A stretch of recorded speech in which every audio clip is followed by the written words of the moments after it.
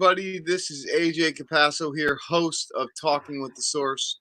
I'm here with my good friend. Please introduce yourself, brother.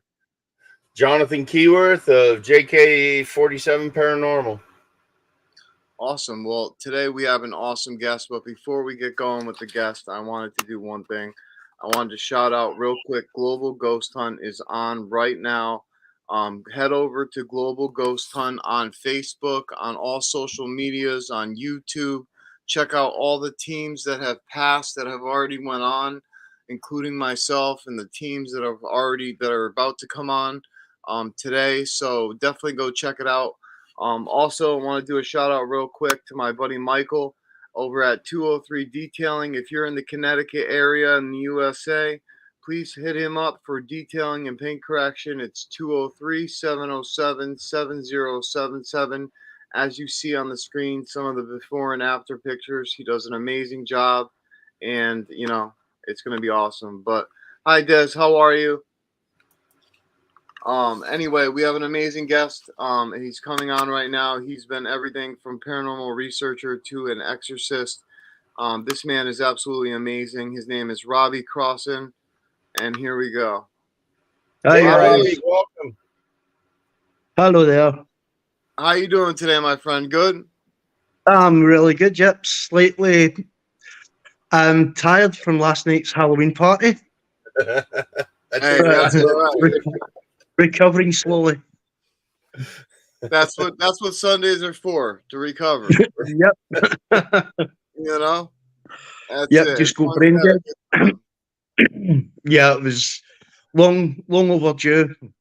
Good. I'm happy to not hear so. it. Don't get to drink very often.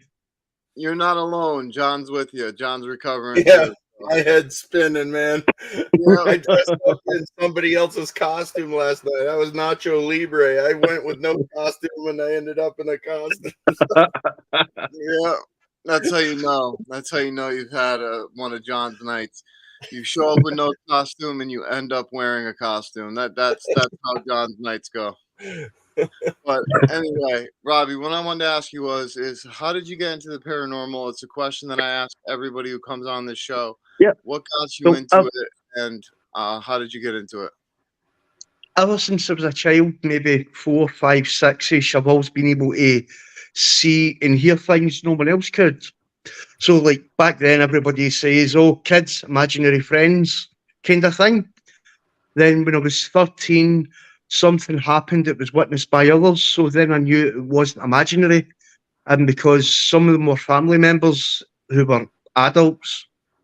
So then that was when I was 13. So I thought to myself, right, that wasn't imaginary that time. That was definitely real. So back then in the the early 80s, you didn't have Facebook, you didn't have social media, internet, or TV shows. So I just went to the local libraries, got every book out I could about paranormal, read up on everything, started studying everything I could. Then when I was about 15, me and my friends started go out, like the usual thing, go out to graveyards to try and communicate.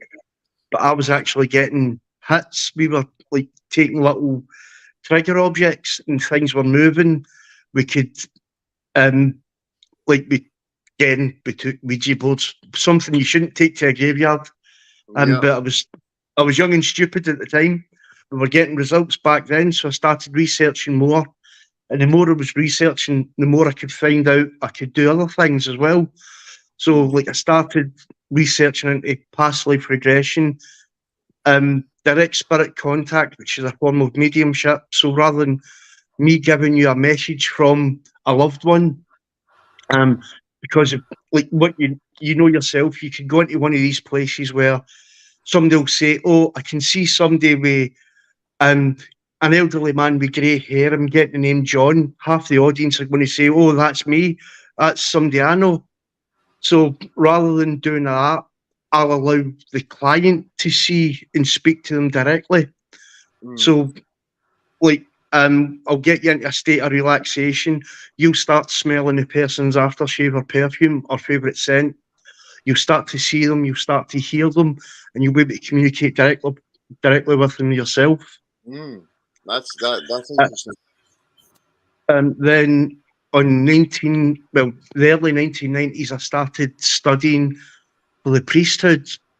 Then I was ordained in 1997 as a priest, and the bishop at the time knew what I was capable of doing, and he said, "Right, you're going to study as an exorcist." And I went, "Hey, nope, no, I'm not." And he went, "Yes, you are. It's part of your job." So I get forced into becoming an exorcist, but it's a job, or a vocation, I should say. A job you get paid for. An exorcist, you don't. So it's a vocation that has opened my eyes to the fact there's people around the world that desperately need help. Yep. Wow. Yeah, that's what it's about, man. Just helping people that no one else will believe, you know? Yeah. That's what I do. I paid for everything out of my own pockets, helping people. So, you know, my hat's off to you, man, for helping those people. So it's like, I had a case a couple of weeks ago. The woman has been suffering for about 15 years. And she's been to different teams around the country.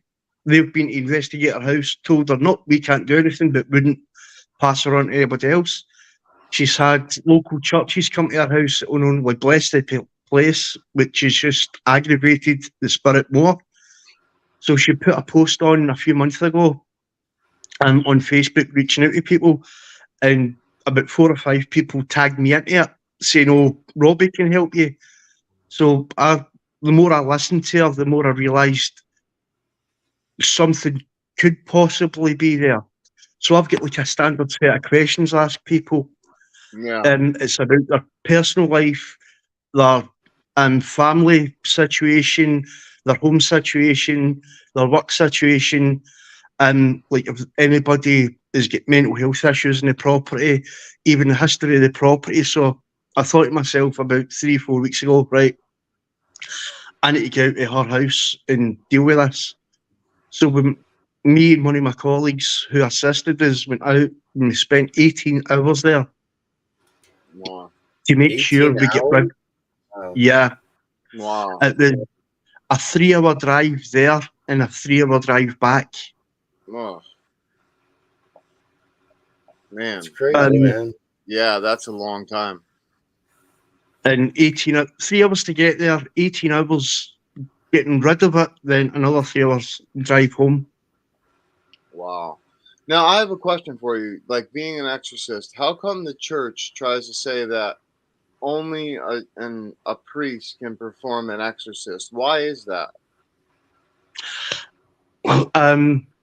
It depends what church you go to. For instance, if it's Rome, I've got a lot of I originally grew up as a Roman Catholic. I trained to be a Roman Catholic priest, but the more I learned about cardinal law, the more I realised it's a man-only club, and they're only wanting control from themselves, and they're wanting dominance from themselves.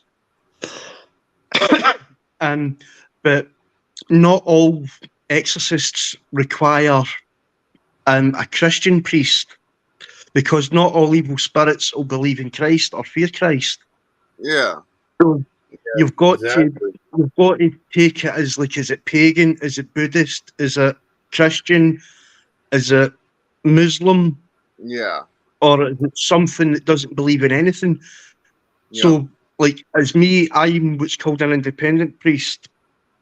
So I'm not affiliated to any church. So I'll go, like, I am Christian, don't get me wrong, I'm Christian, but I'll go assess the situation to find out what kind of spirit is there. Yeah. And I'll try different variations just to wind it up to see what it backs off from and what it makes it aggressive from. Then I'll work at it from that. But because the woman said it was a Catholic priest that went to the house and basically angered it, I went there as like a Christian priest. So I took my standard exorcism bag. You've seen loads of people with these little brown bags that look like doctor's cases. And inside that, I've got my holy water, my prayer books, my Bible, like various crucifixes, various medals for like Saint Benedict, and I'll take that to most houses. So let me ask you this: like in the movies, when you're performing these exorcisms, do you ask for the demon's name, or is that an important part of it? It's so you know who you're dealing with, because there's different. Technically, there's no such demon is a strange word to use. Technically, there's no such thing as a demon. It's different types of negative entities. Okay, I agree with I think that. people use. I think they use the word demonic or demon is because the devil, who is a fallen angel. I mean, people say like Satan is the Antichrist, but to be the Antichrist, you'd have to be equal to Christ or the opposite. Yeah. But he was never, as I said, Christ was God made flesh. Satan was Saint Lucifer, who was the bringer of light. He was one of the angels of God. Morning star. He was the morning star. Yeah. Yeah. So, there's no real thing as a demon. It's just a word to describe something that follows Satan. So it could be human. More of an evil entity, more of an evil entity that's possessing this person, right? Yeah. And that could be someone, that could be an entity that is an elemental. It could be something born from hell. It could have been born human. And it's just lived an evil life and died an evil life. And it's just not want to get back. It could be a number of different things. But 9 times out of 10, with exorcisms, you do find out the person's got a mental health issue, or they just wanting attention. Yeah, no, that's an amazing part of it. I mean, I never thought about all the elemental parts and all the other parts of different, what we call demonic entities roaming around. I never even put 2 and 2 together, and I should have. That's amazing that you do that. Yeah. But a case can take months. Oh, I was just going to say, so the more attention you give to this entity, the stronger it gets? Basically it starts off like an entity could follow you home. It could be attached to you for any number of reasons. It could be you've bought a plot of land and you've built a house on something that they live on. So it'll start off as little small things, like for instance, your keys will move from one table to another without you noticing. Electrics will start flickering. Then you'll start hearing voices. You'll get tinnitus. You'll start not feeling right in your own body. You start feeling like you're losing control of your body, that kind of thing. Then, in the odd occasion, you'll feel like you can hear thoughts that aren't your thoughts, and that kind of thing. Then you start changing in front of people, like people will see you acting different towards them. It'll be like you're out of it. Like one minute you'll be yourself, next minute you'll either just phase out of existence, like your brain will go blank and you'll zone out, or you'll start talking in a slightly different pitch and a slightly different mannerism to them as well. So we've got to look into the bigger picture. We've got to look into the person's history, the property's history, like if they're at stress at work, if they're at stress at home, their mental health state as well. We've got to look into everything before we can decide whether we need to actually, as an exorcism, it needs to be done. So when people call you, is it normally the person themselves, or is it normally the family members that saying, "Hey, something's not right, can you come look?" Or 9 times out of 10 it is the person themselves Okay. that calls out for assistance, or it could be their husband, their wife, their girlfriend, their child, or their parent. Right. Right. Have you had to deal with a child being possessed? Thankfully, no. Okay. That would be hard. I've got a problem even going, like, if I do investigations and I see child spirits that are like lost, or my biggest problems, like, I'm an empath as well, and the empath part of my abilities is only one I can't fully control. So if I see or feel a child in distress, I feel their pain, and it does really get to me, and I can't control it. Yep. I You know find that. yourself getting more angry because I'm an empath as well. Like Yeah. when I walk into a person's house, like I can feel where the spirits are, and God helping Yeah. if there's a child in the house. My number one priority is Is protecting to them. protect the child. Yeah. Yeah, but Yeah. thankfully I've never had to deal with childs being possessed. I've had children in the homes where there's been negative entities, but thankfully they've never been possessed and they've never been harmed. They've just been scared. Well, I've been able to deal with that part. Yeah. So what's the craziest exorcism that you had to do? Can you tell us your craziest one? Well, put it this way, they're nothing like what you see on TV or in the movies. I mean, I've never had pea green soup like spat at me. I've never had like people like rising off the bed, levitating and spinning round in circles, or head spinning. Yeah. But I've had people talking in different languages, like speaking in Latin. Oh, or wow. Aramaic. And this woman, after coming out, her husband's like, "You just spoke Latin," and she went, "That'll be clever. I can hardly bloody speak English." Yeah, right. Yeah. That would be my response if I started speaking Latin. I can't speak English. And it kind of freaks a lot of people out. The first time I actually had to assist in an exorcism, like things were actually starting to shake, and that kind of threw me a bit.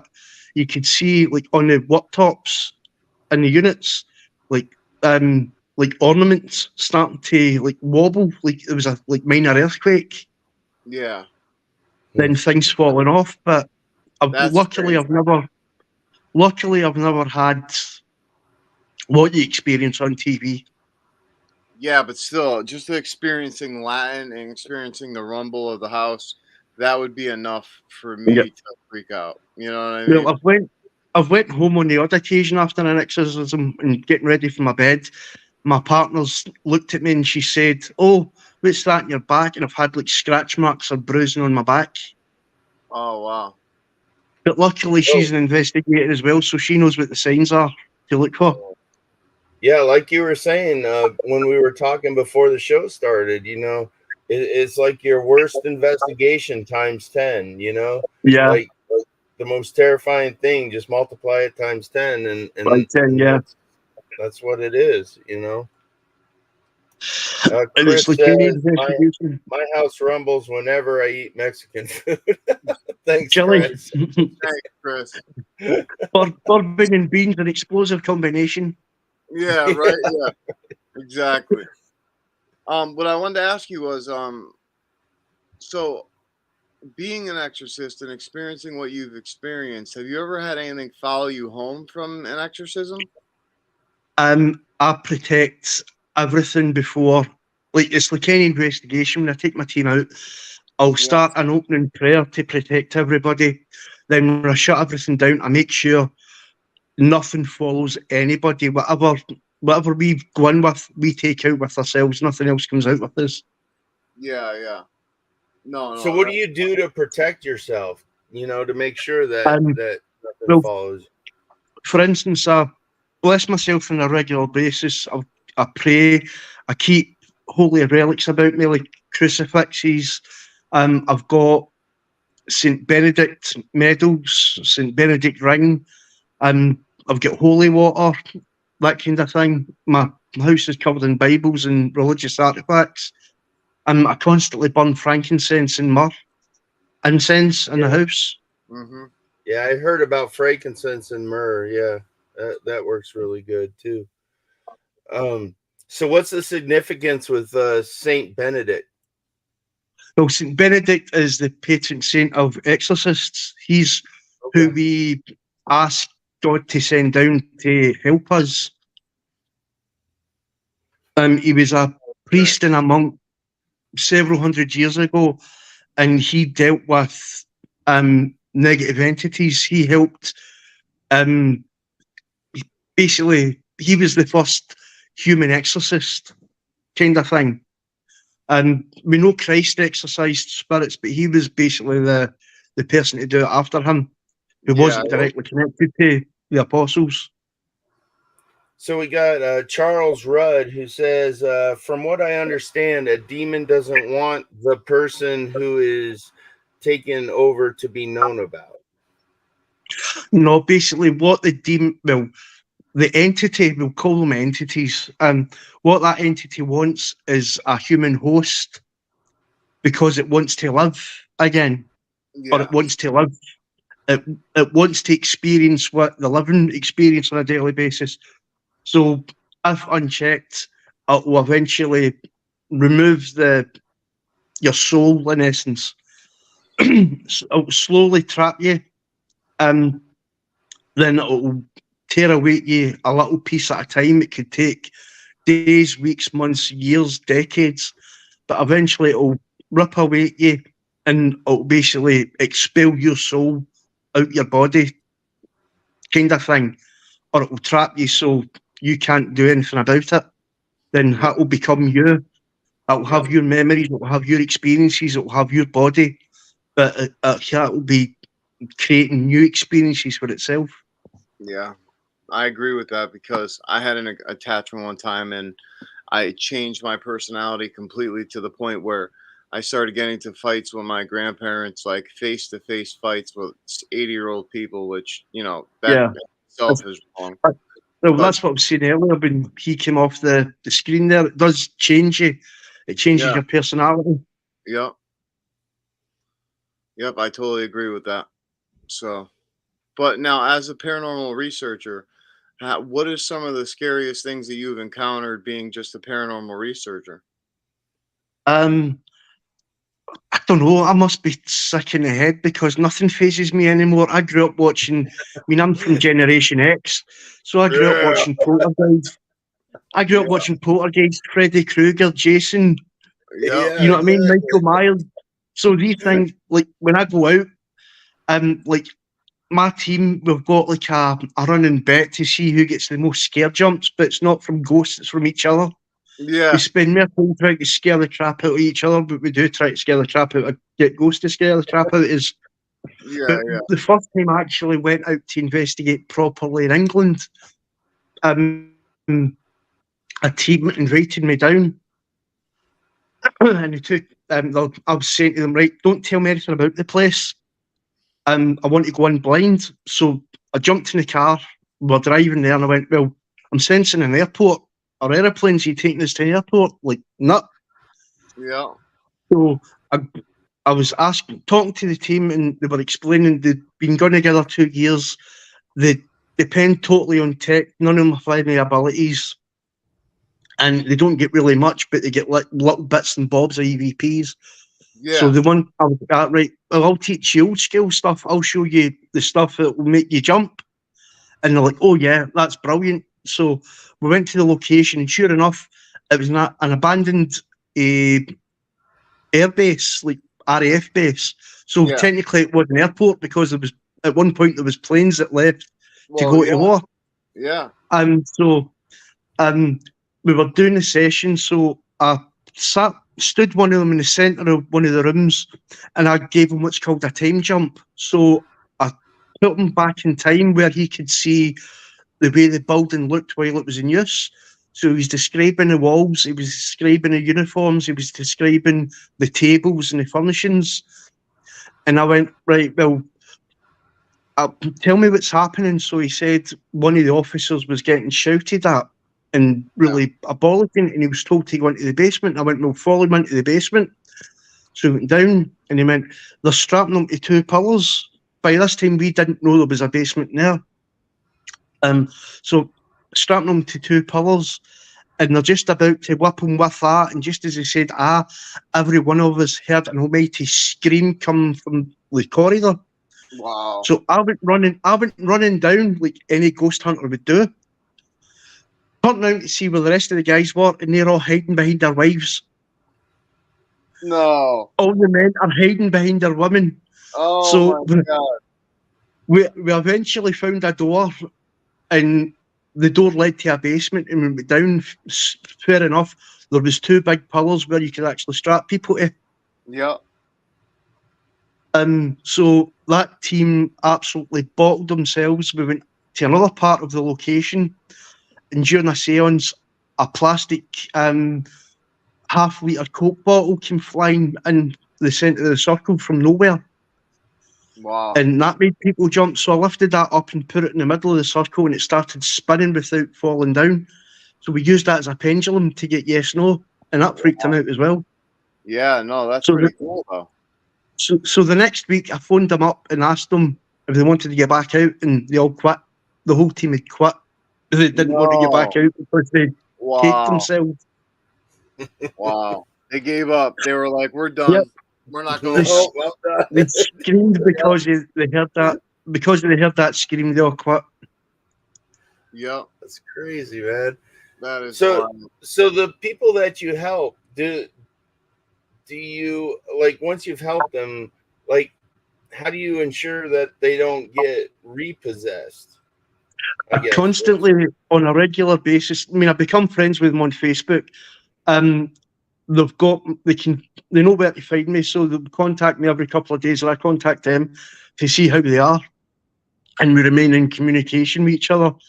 But so far, I've never had to go back out to a case. That we've always remained friends. Myself and everybody else helped through the years. So do they like how they got possessed? Did they play with like the Ouija boards, or did they go to a graveyard or something, or and some instances, like you've got the odd person where their child's done something stupid, like every child does. We've all done it ourselves, but the odd occasion, it's been they've just moved into a property, and we find out in later years something's happened in the property, and it's caused something to appear or manifest. Or in this instance, we're not 100% sure, but the last case, we think it followed the woman from one property to another property, because she just moved into a house. She wasn't there long. She moved out because of what was happening, moved into another house, and it started happening again. Yeah. So it followed this person to the next location. Okay. Yeah. Now, question: do you believe that places are haunted or that people are haunted? Both. Both, right? Both. And some, for instance, the most haunted places you can find would be hospitals or old people's homes, like retirement homes. Yeah. Yeah. And because that's where the most death occurs. Then you've got asylums, sanitariums, as you would call them in the States. Yep. Then you've got, if sanitariums are pulled down, houses are built on the land. Yep. So that's why you can see people walking up staircases that don't exist or through walls, because back then it's like they're following a path of old buildings. Yeah. Now, that leads me to my next question. Do you believe that they're seeing into their realm, or do you believe that they're seeing into our realm? We can do both. You've got what's called the stone tape theory, where we can see clips of the past through some form of energy wormhole, but just at the same time as they can see us as ghosts as well. Yep. I mean, as I said, what I was saying about that time jump, on the odd occasion, I can get people or clients who I do the time jumps on to actually communicate with people in the past. And so that past becomes the present for the people there, and they'll see who I'm sending back as a spirit in spirit form. And we got confirmation from that one time. We got like one of my team members. He was communicating with a girl called Anya, Yeah. who was working in this building, and she was something to do with World War II. Didn't go into much of it, so she was telling us a little bit of a story. And at the end of it, I said to like Dylan at the end of it, ask Anya, does she want to communicate with us again? And he said, yes, she does. Yeah. So we said our goodbyes. We went out to have a quick smoke and talk about the session, came back in, and like I got one of our team members to put on an ITC device, the Spirit Box 7. Yep.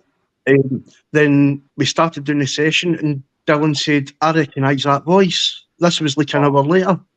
Wow. And I went, what do you mean? He went, well, you take over the session. He went, can you tell me your name? And as clear as day, the name Anya came through. Wow.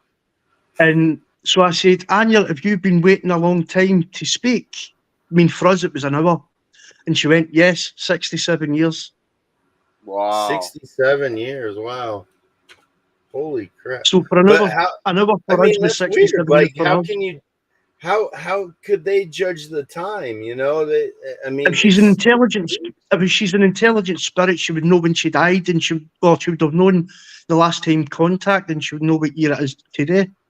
Yeah.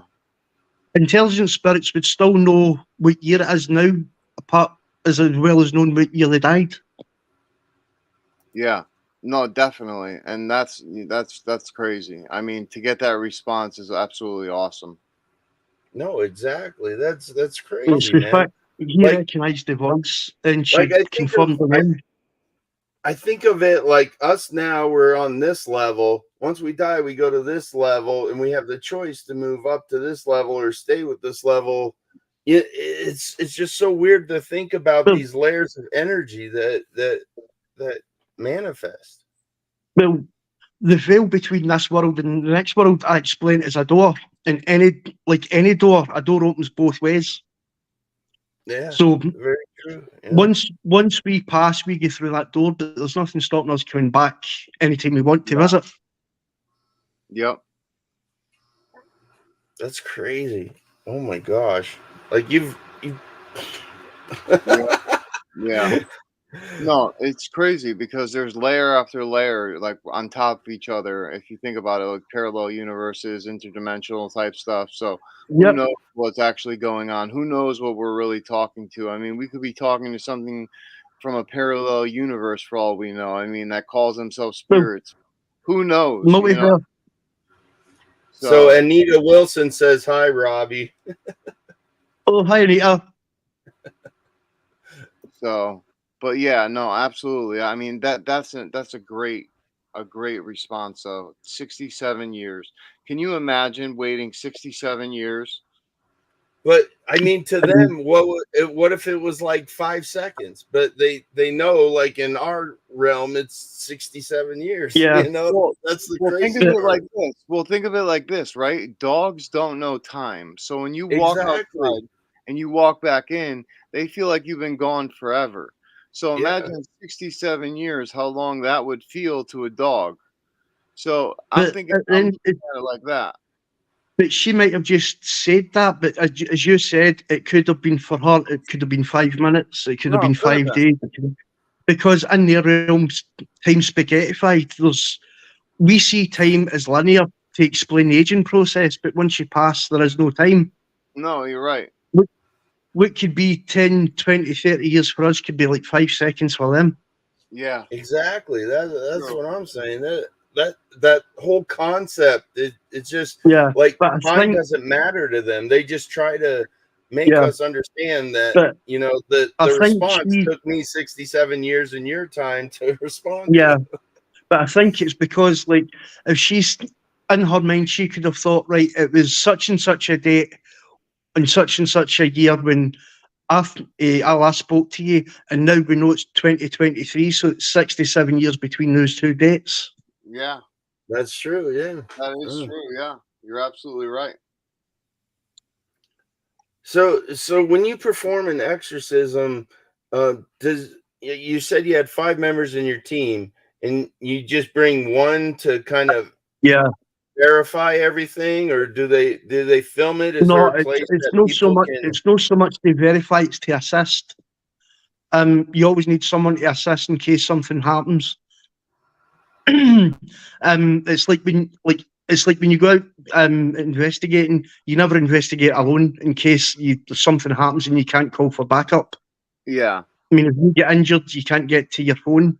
So this is why you always have an assistant, someone there to witness and someone there to make sure you're safe. yep. So, No, so definitely. Charles says I had a near-death experience that brought back spirit with me and also abilities. So Yeah, I can with agree those with that one. near-death experiences, do you believe that crossing that realm can also bring gifts to you? It can bring gifts, but it could also bring attachments as well, because Okay. you think of near-death experiences in out of body experience. So even though you're not technically legally dead yet, you're still tethered.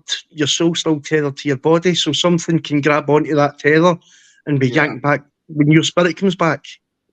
yep. I agree Because with I It's that. know like AJ it's like had a taking near-death experience, and after that, he is when he started to yeah. see Yeah, stuff, right, Well, AJ? Or, it's yeah. it's an awakening. I started to see It's negative stuff though, like what I yeah. would call demons. Yeah, It's an awakening. Everybody, I believe, everybody's born with abilities, because you only use 10% of your brain, so what's the other 90% for? So then you get to a certain age, 10, 12, you're told to grow up at your age, peer pressure, this, that, and the next thing. You yeah, start ignoring your imaginary friends, and then you lose your abilities. It's just what no one told me to grow up and act my age. I mean, I'm 51 yeah, now, but I still act like a 12-year-old. I still watch The Simpsons. I still yeah, like yeah, playing computer games. So I was never told to act my age or grow up. So this is why my abilities continue to to grow, I should say. But once you lose them, near-death experiences or something traumatic can bring them back. yeah. And No, I it's totally called an agree. awakening. Yeah, I totally agree because I had experiences when I was very little, and now it's an imaginary friend, and now I've gotten awakening all over again from my near-death experience, and it's Yeah, been wild since. So I just find that if I put like when I'm talking with the spirit box and stuff, because I work on cold cases at my house, I put my faith in myself and into putting out this energy that I'm helping spirit, and I yeah. never get attachments, and I think it's all your intention. What do you think about it? Is it your intent? Like if you know you're there to help, do you think that It's makes a difference? it's a calling for most people. Most of us, it's a calling. We've been given this gift to use it to help, so we use it to help. yeah, Some people don't want to do it, but morally, as a human, you've got a moral obligation to help others in any way you can. yeah, yep, I agree with So that. that's what I do. I just help people. Somebody asks me for help, I'll go out my way to help them any way I There can, you go. whether it's That's whether all it's it is. paranormal or normal. But I've never been normal. I've always been paranormal. Hey, there you go. Paranormal. Yeah, I There love you go. it. I like that. I've I I like tried being normal. I lasted 10 minutes. It didn't work. right. There you go. There you go. That's perfect. So have you do you ever investigate like any of the older places in Scotland there? Well, I moved out of Scotland last year, because my new partner stays in England, so I moved in with her. But in Scotland, one of the oldest countries in the world, 480 castles. There was about 25 of them within a 15-mile radius of where I stayed. So some of the creepiest places known to man are within walking distances to my house or my old house. Yeah. But awesome. some of the best places in Scotland are, for instance, Denotter's Castle, the Edinburgh Vaults, that one. Yeah. Greyfriars Church, Loudon Kirk. I mean, there's loads and loads of places.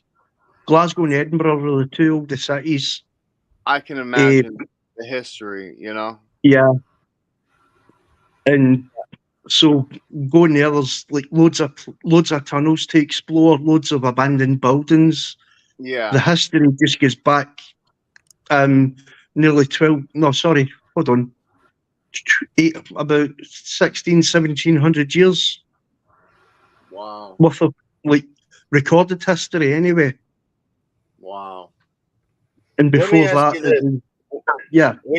When you investigate these places, when you go in, do you intend to help the spirits pass on if they need help passing on? Because like when we went to the old Montana State Prison, they're like, whatever you do, you can't pass on these spirits. And I'm like, well, bullshit. If they need help, I'm going to help them, you know?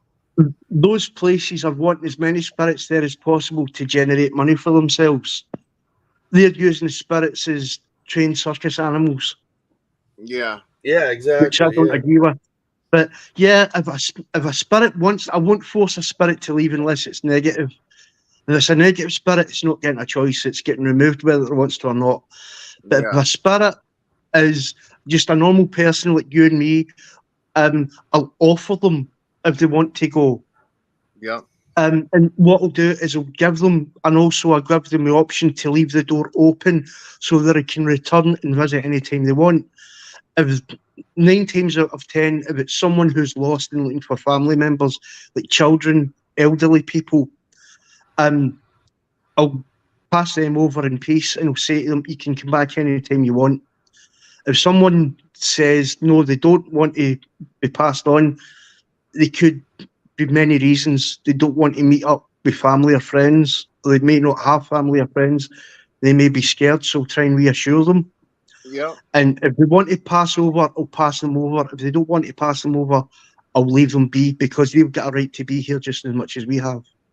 Of course. Right. Of exactly. Course. 100%. 100%.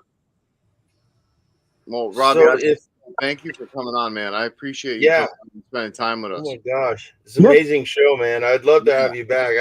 I could talk all day with you, brother. Anything. For real. I have so many questions. I mean, just beyond the whole Exorcist thing, just in, you know, the paranormal research thing, everything. I want to go on an investigation with this guy. Like, I'm going to save up money to go to fucking Scotland to investigate with you. You're welcome here anytime you want. I'm actually taking a team out, a team's visiting this weekend, so I'm going to take them to 2 of my most favourite locations. So they're having a double investigation, 2 locations in one night. Wow. Hey Robbie, do you have a Facebook channel? Do you go live on your investigations at all? Or I don't do a lot of live Facebook events. But if you go to Romeo Mike Paranormal, so that's RM Paranormal, you'll find a page and a group. I think somebody's posted that up. I'm not sure if I've seen somebody posting RM Paranormal up, but yeah, I've got a page and a group. And people are welcome to come in. If anybody stays within like driving distance, they're always welcome to come out on investigations with us.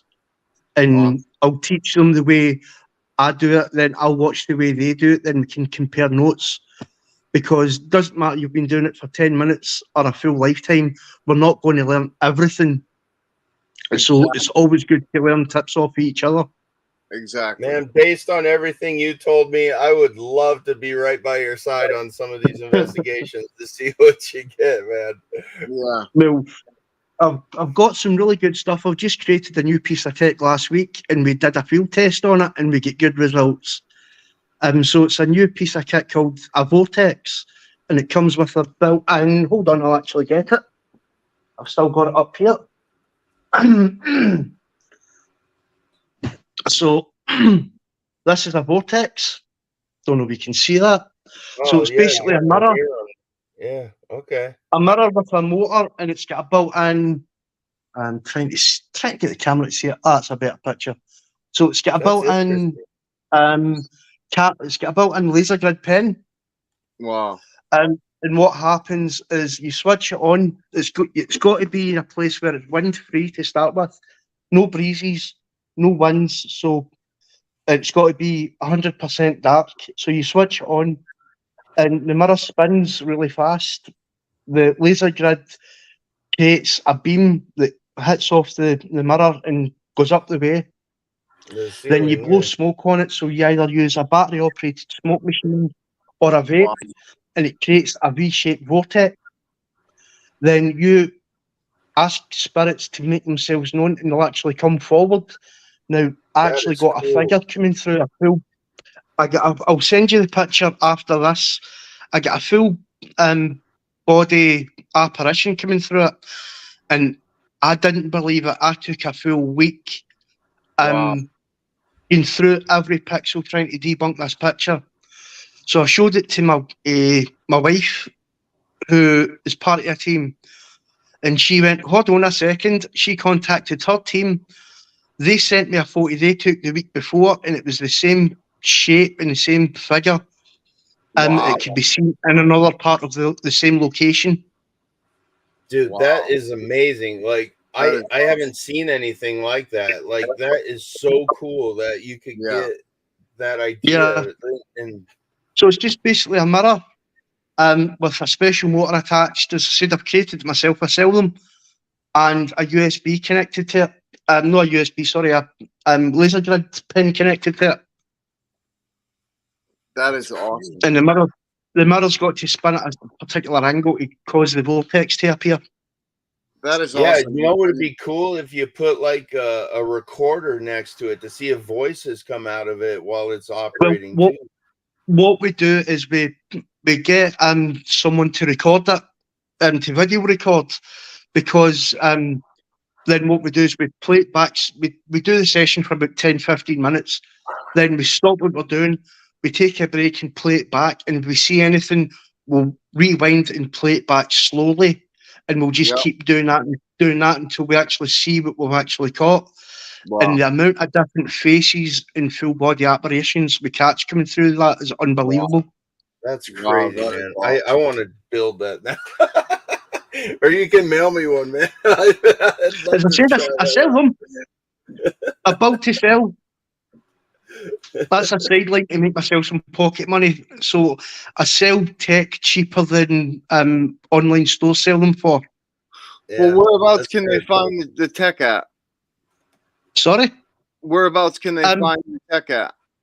RM Paranormal, my Facebook group. They'll see the stuff on that.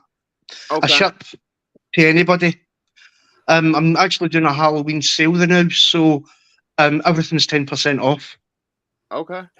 Awesome. Well, Robbie, thank you so much for coming on, my friend. I appreciate it. Yes, thank you, Robbie. No problem. So everyone, check out Robbie's stuff and check out his tech. Go get some, because it's actually gonna be amazing to watch. Amazing stuff, I can't wait to check it out live to see what you do with it. I mean, you have a YouTube channel as well? I've got a channel, but I've not used it in about 3 years. Okay. Okay. Hey, no worries. Well, I'll check it out on Facebook. I'm old. I'm a technophobe. I prefer old school. All right. Hey, I'm down with that. Chris asks, what is it again? What's your Facebook again? It's RM Paranormal. What I'll do is I'll send you a link to my website and my Facebook pages after the show. Okay. All right. Yeah, send it to me. We'll post it up, and we'll get. Yeah, dude. I want to promote you. I want to see this thing. I want to get one. Well, for instance, how much would you pay for a mechanical movement music box? Oh, I don't even know what they would go for, to be honest. But I know they're up there. I know they're at least $90. Like 100 or 200 in between there. Yeah. Right. Well, there's some companies selling them for up to $800. Wow. Well, Chris says it's like 150 to 300 for one of those. Yeah. Yeah. Well, I sell them for what would be. Well, I sell them for £90, so that would be roughly about $120. All right. All right. Nice. That's a Okay, deal, great. man. Awesome. Well, we got some new tech to come out there, so everyone go check Hell out yeah, man. Robbie Crossan on Facebook. Don't let Zach Beggins hear about it. Yeah, right. You can pay 10 times the amount. You can pay that 10 times. There you go. I like that. Yeah, charge him extra. There you go. Yep. Robbie, man, you rock the show, man. I can't thank you enough for being on, and I know HSC Anytime, it was a pleasure. brother. Definitely, and we'll have you on again for sure. Yeah. Awesome, my friend. Well, hey, So- until next time, thank you so much, my friend. I'll say good night to you and good night to all your viewers. And as we say in Scotland, Oshin Ma. Good night. Oshama. Oshima. Man, that's awesome. I absolutely loved it, man. Dude, I loved Robbie. That was a great show, man. And people were really watching. We were up to like 12 people at the same time watching. Yeah, it was great. It was great to have Robbie on. I mean, I tell you that the tech that he has is going to be a game changer for some people. Dude, I mean, that blows my mind. You know, I have my mirror box and stuff. Just imagine it spinning while it's going on with lasers in it. Oh, that's crazy, right? dude. Right? Yeah. Well, anyway, guys, thank you so much for tuning in to another episode of Talking with the Source. My name's AJ Capasso. I'm here with my best friend, Jonathan Keyworth of JK47 Paranormal. Until next time, thank you guys so much for watching. Later. Whoa.